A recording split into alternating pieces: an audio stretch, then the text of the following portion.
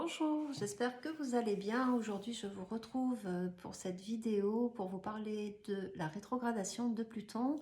Donc Pluton qui va revenir sur ses pas à partir du 3 mai, dans quelques jours, jusqu'au 12 octobre, et qui va repasser en Verseau par la suite à partir du 20 novembre. Alors, normalement, une rétrogradation de Pluton se fait régulièrement, puisque Pluton rétrograde une fois par année. Ce qu'il y a de particulier, bien sûr, cette année, c'est qu'il va passer une toute dernière fois dans le signe du Capricorne. Alors, il est rentré dans le Capricorne en janvier 2008. Alors, ça vous rappelle sûrement des souvenirs. Ce qui était intéressant, c'est que on va parler bien sûr de ce qui s'est passé quand il est arrivé dans ce signe-là, le signe du pouvoir, le signe des lois, le signe voilà, du pragmatisme. N'oubliez pas que le Capricorne, c'est Saturne hein, qui régit le Capricorne. Ce qu'il y a d'intéressant, je suis allée un petit peu farfouiller pour voir un petit peu, faire un peu le bilan. Hein. Après, on va parler de son influence un petit peu sur le, on va dire sur le collectif. Mais si je veux retourner un petit peu en arrière, ce qui a marqué surtout le transit de Pluton à l'époque, ben, ça a été la fameuse crise financière et immobilière due au subprime. Excusez mon accent anglais. Ce qu'il y a d'intéressant, c'est que cette crise est survenue en septembre 2008. Saturne était d'ailleurs dans la Vierge, et ça on va y revenir.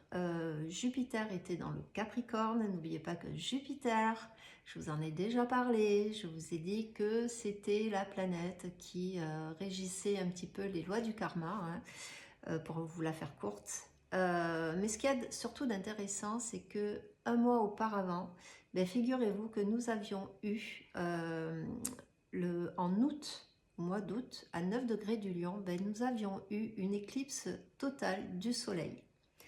Ah ah. Et nous avons eu quoi dernièrement? Une éclipse totale du Soleil. Donc, cette rétrogradation et ce retour au tout dernier degré du Capricorne, puisque je vous rappelle qu'il va reculer, entre guillemets, hein, puisqu'une planète ne recule pas, mais ce qu'il y a d'intéressant, c'est qu'il va reculer jusqu'au 29e degré du Capricorne, il n'ira pas plus loin, et il faut savoir que le 29e degré de tous les signes, hein, c'est ce qu'on appelle le degré anaritique. C'est un degré de haute tension. Pourquoi? Ben parce que nous sommes vraiment entre deux énergies complètement différentes. L'énergie du Capricorne est complètement différente de celle du Verseau. Donc ça crée forcément de la tension. Donc pour revenir un petit peu à cette fameuse éclipse solaire, nous avons eu en août 2008 dans le signe du Lion. Le Lion, c'est le soleil, et donc ça se rapporte un petit peu à l'or, au métal de l'or. Un mois plus tard, nous avons eu cette fameuse crise des subprimes qui a été souvent comparée d'ailleurs à l'époque à la crise de 1929 hein, avec l'écroulement de la bourse et tous les marchés financiers qui étaient en PLS, la faillite d'une des plus grandes banques aux États-Unis. Et à ce moment-là, Saturne était dans la Vierge. Alors il faut savoir que Saturne dans la Vierge n'est pas un signe d'argent. En termes de mémoire, Saturne dans la Vierge, ce sont souvent des mémoires de misérabilité sociale. Un Saturne dans la Vierge n'est pas porté à faire de l'argent, mais par contre à économiser, hein, à être prévoyant. La Vierge est un signe de prévoyance, c'est un signe de terre, hein, donc elle est pragmatique en règle générale. Je dis bien en règle générale, même si elle a un côté foufou.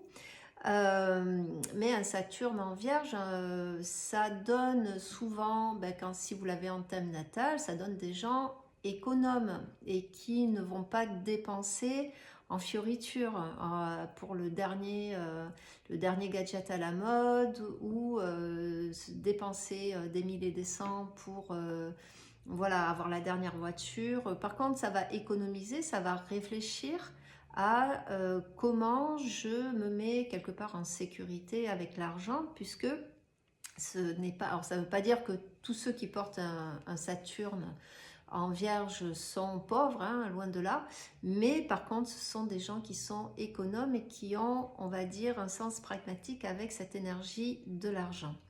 Alors cette année, nous finissons le transit, enfin, on va peaufiner, hein, plutôt en reculant, en revenant dans le Capricorne, on va dire, va finir de balayer les derniers restes, hein, sur le paillasson. Et ce qui est intéressant, c'est que Saturne, il est où actuellement? Ben, il est dans le Poisson, c'est-à-dire dans le signe opposé à la Vierge.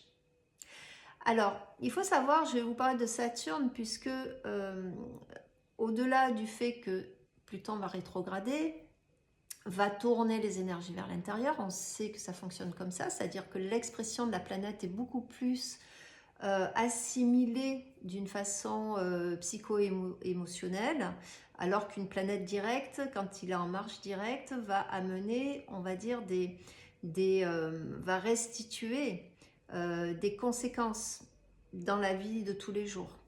Alors, je vous parle de Saturne tout simplement parce que Pluton va y revenir, il va en sortir, hein, jusqu'au mois de novembre, pardon. Donc pendant quasiment un mois, un peu plus d'un mois, 5 semaines, hein, voilà, il va peaufiner. Ensuite, il va rentrer 20 ans dans le Verseau. Et donc, Saturne, il faut savoir que c'est la planète qui nous ancre dans la vie. Saturne, donc, c'est la maison 10, hein, c'est la maison du destin, c'est la maison de la direction. En face, nous avons la maison 4, le d'où je viens, mes racines, mes mémoires, ce que je suis venue chercher dans ma famille, c'est la jeunesse, alors que Saturne est la vieillesse.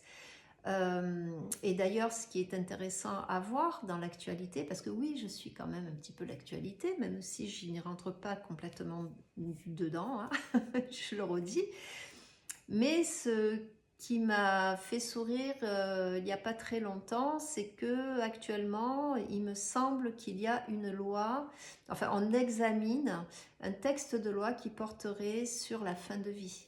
Hein. Est-ce que enfin nous allons permettre aux gens de mourir d'une façon digne?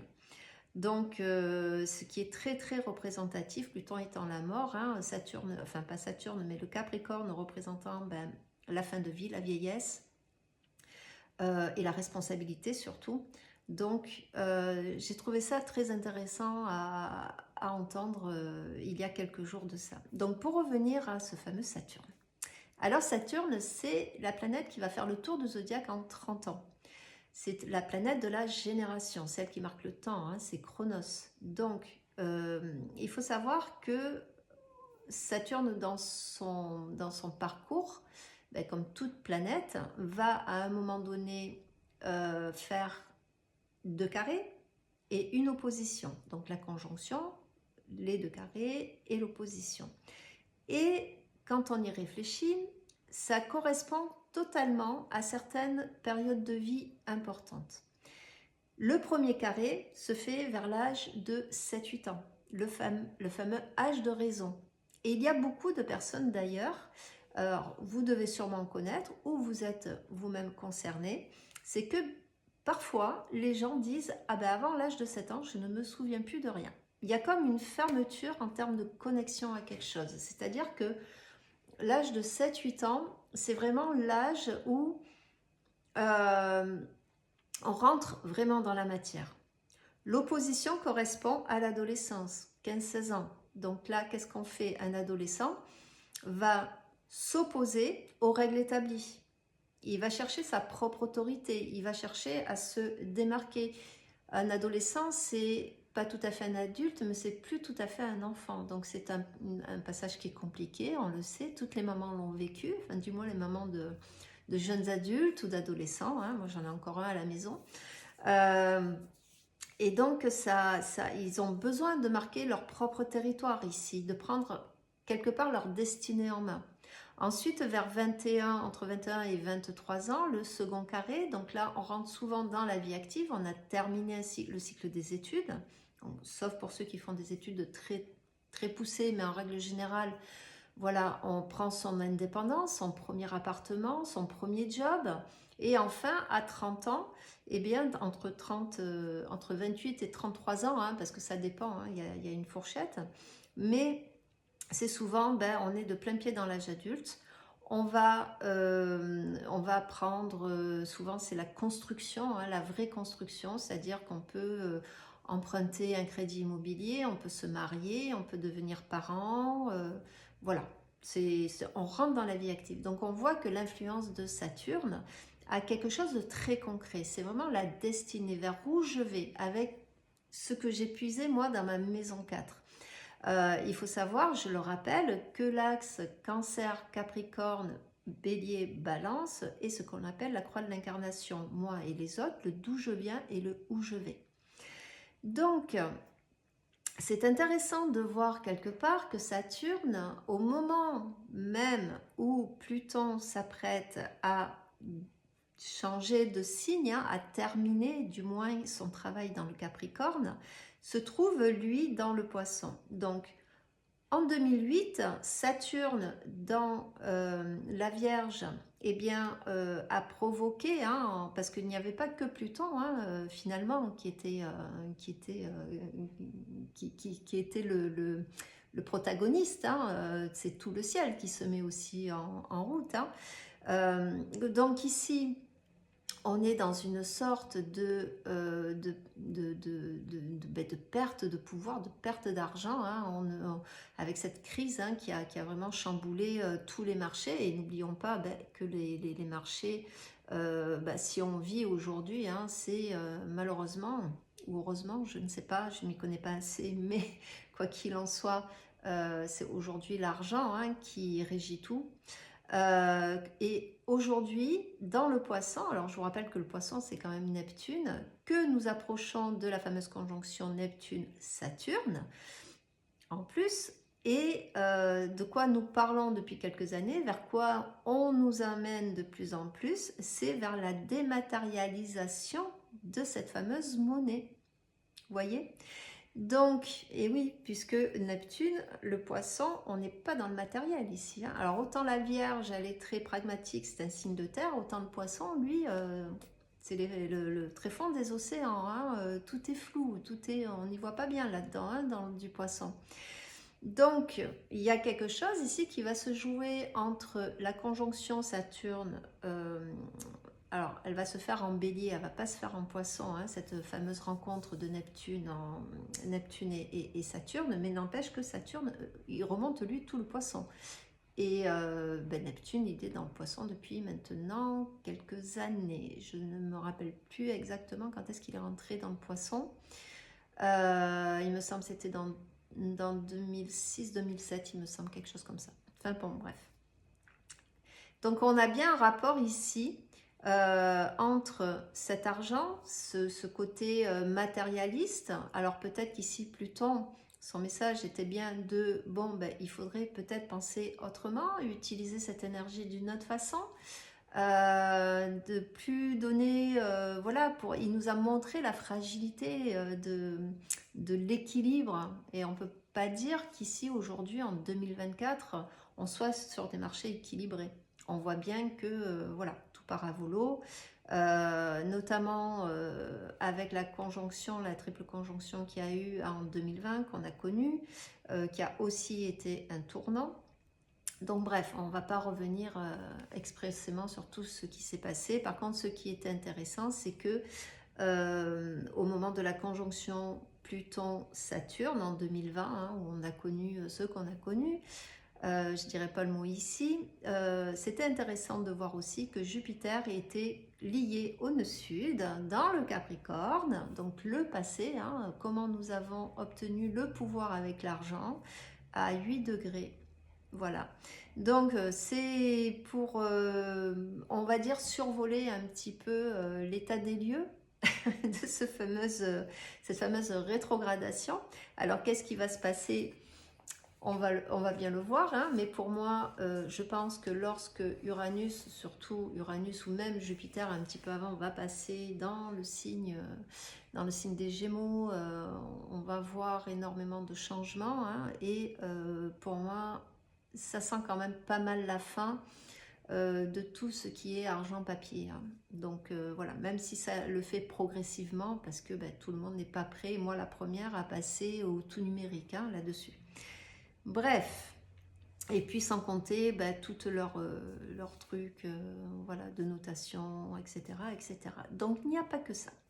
Alors, un Pluton qui rétrograde va jouer sur le côté, comme toute planète, psycho-affectif. C'est-à-dire que c'est une énergie qui va être tournée de l'intérieur. Alors en termes, les balances, les cancers, surtout ceux du tout dernier degré, enfin tout dernier décan, hein, le Capricorne, le Cancer, la Balance et le Bélier, vont être particulièrement touchés. Et bien entendu, si vous avez, vous, en termes de thème natal, des points précis, hein, si vous avez une planète qui se trouve à 29 degrés d'un de ces signes, ou pas loin du moins, donc on arrive au bout de tout un chemin, on arrive au bout de tout un fonctionnement. Alors le Capricorne va nous parler de pouvoir, va nous parler, comme je vous l'ai dit, de vieillesse, va nous parler aussi de sagesse, hein, puisque un Capricorne ou Saturne, quand il est sublimé, c'est la sagesse. Quand on a la chance d'arriver au 3e cycle de Saturne, c'est-à-dire 90 ans ou pas loin, on est censé atteindre la sagesse. Hein. Avant ça, il y a la retraite. Voilà. Donc, il y a peut-être ici une injonction à être, on va dire, un peu plus sage, quelque part, un peu plus, on va dire, avec du recul sur beaucoup de choses. Le fait que Pluton vienne comme ça détricoter ben, tout un système, hein, puis alors un système qui a pris naissance il y a très longtemps, puisque quand il va arriver en Verseau, hein, je vous rappelle qu'il est arrivé en Verseau lui en 1777, c'est bien ça. Il a amené énormément de changements et notamment un changement de pouvoir. Alors je sais que on en entend beaucoup parler, qu'on dit que le Verseau c'est la liberté, la fraternité, l'égalité. Certes, mais le Verseau, quand il est mal vécu, mal compris, ou quand il va dans son côté sombre, c'est le côté aussi très radical. Malheureusement, c'est ce qu'on entend beaucoup actuellement. Et donc il y aura, je pense, une espèce de passation de pouvoir ici, psycho-affectif. C'est-à-dire que ça peut être une période intéressante pour faire, encore une fois, une sorte de bilan, mais peut-être pour se rendre compte de tout le chemin depuis 16 ans, qu'est-ce qui s'est passé dans vos vies, puisque ça dépend aussi dans quelle maison, quel secteur de vie, le transit de Pluton a touché votre propre thème natal, mais vous arrivez vraiment au bout d'un chemin. Et le but de tout ça serait peut-être d'en tirer quelques leçons, quelques conséquences, de ne pas s'enfoncer, ce sera peut-être le piège, hein, en 29 degrés, hein, je vous rappelle, c'est le degré, c'est un degré de crise, hein, donc ça ne veut pas forcément dire que vous allez rentrer en crise ou que, même si extérieurement parlant, ben, on le sait bien que c'est la crise, mais là je parle à titre individuel, c'est qu'à un moment donné, quand on arrive au paroxysme d'une crise, il y a un choix qui se fait, il y a un positionnement qui se fait ici, et on peut dire un stop et un oui, hein, un non et un oui, un non à tout ce qui, à tout le pouvoir peut-être que j'ai laissé aux autres, hein, ou à la façon dont j'ai utilisé mon propre pouvoir, et qu'est-ce que j'aurais à corriger peut-être pour me réconcilier avec certaines parties de moi, à me réconcilier avec les autres aussi, hein. C'est un moment où on va peut-être stopper une façon d'être, une façon de fonctionner, une façon de... sur un point précis. Alors, bien sûr, le plus gros a été fait, hein, quand là, c'est vraiment, on va dire, la toute fin. Le plus gros de la crise a été vécu. les principales leçons théoriquement ont dû être assimilées, comprises. Les événements peuvent aujourd'hui se voir avec un peu plus de hauteur, et en fait peut-être qu'il faut se rendre compte qu'est-ce que j'ai appris de tout ça, ce que j'ai appris sur moi, et qui est-ce qui aujourd'hui est prêt à naître pour pouvoir évoluer de la meilleure des façons dans le Verseau. Pluton, je vous le rappelle, est associé au Scorpion. C'est une planète collective.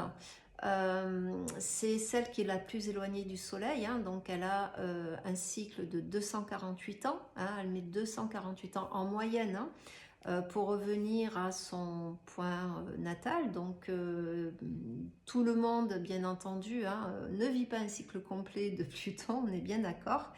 Mais c'est une planète dite collective, hein, comme Jupiter, comme Uranus, comme Neptune. Et finalement, il serait intéressant de se poser la question, de regarder un petit peu l'état de notre monde, l'état dans lequel nous sommes, puisque Pluton parle du collectif, et donc à l'intérieur de ce collectif, il y a les individualités. Et comme je me plais souvent à le dire, c'est la collectivité, du moins notre société, à l'heure actuelle, fonctionne beaucoup sur ce fameux triangle de Karpman.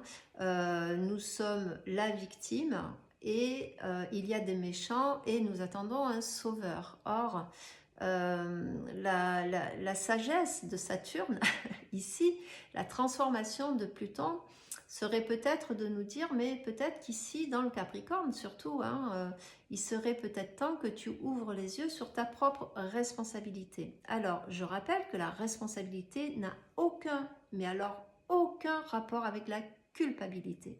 Il ne s'agit pas ici de s'autoflageller. Il ne s'agit pas ici de se dire c'est de ma faute, j'ai pas été à la hauteur, bla bla bla bla bla. C'est de s'assumer finalement, et c'est peut-être là que Pluton dans le Capricorne, quand il va rentrer une dernière fois, et c'est peut-être le message qu'il a à nous offrir, c'est de dire voilà, aujourd'hui tu es capable de voir ta propre responsabilité, puisque le Capricorne est un signe très responsable. Les ascendants Capricorne sont des signes très responsables. Ce sont des bâtisseurs. Hein, c'est des gens sur lesquels on peut compter, ce sont des rocs. Et cette notion, il sera peut-être à prendre en considération à ce moment-là. Vous voyez, de se dire quelle a été ma responsabilité. Il m'est arrivé tel événement, j'ai compris telle chose, et là-dedans, là, j'ai joué quel rôle? Qu'est-ce que j'ai pu apprendre? Être responsable, c'est tout simplement s'assumer, c'est tout simplement grandir. Hein. C'est Saturne qui arrive là à la deuxième conjonction, hein, la fameuse trentaine, on va dire ça comme ça, et qui rentre de plein pied dans la vie, qui va devoir, s'il fait un crédit, devoir le payer. S'il il construit une famille, de devoir l'assumer, cette famille. Vous voyez, c'est ça la responsabilité. Alors Pluton, il est peut-être en train de nous dire ici, alors est-ce que tu comprends la portée de tes actions, de tes pensées, de ton positionnement intérieur? Est-ce que tu comprends pourquoi telle et telle chose te sont arrivées ou pas arrivées? Ce à quoi tu as dû renoncer, on parle de Pluton, hein, mais qu'est-ce que ça t'a rendu à côté? Qu'est-ce que tu as pu développer comme compétence? Qu'est-ce que tu as pu développer comme croyance? Qu'est-ce que tu as pu développer? En fait, voilà, c'est cette espèce d'énergie qui n'est pas une sorte de bilan, enfin c'est une sorte de bilan, mais c'est surtout, il vous propose de renaître là. Hein. N'oubliez pas que Pluton, il a cette énergie c'est les cycles hein, de mort, de vie. Donc Pluton, il meurt, mais il revit derrière. Un plutonien, et je peux en parler puisque je suis une plutonienne, j'ai un soleil encadré d'un côté par Pluton, de l'autre côté par Uranus. Voilà. Donc, excusez-moi du terme, hein, mais un plutonien, c'est increvable. C'est comme, vous savez, un tic. Hein, vous avez beau, à part le brûler, quoi, il n'y a rien qui... Il y a encore... c'est des bestioles, là, qui... On a beau les écraser, on a beau essayer de... Ça meurt pas, en fait, vous voyez. Mais c'est un peu comme ça, quoi. Hein. Donc, il y a un instinct de survie très, très fort chez le plutonien. Mais aussi un hyper-contrôle.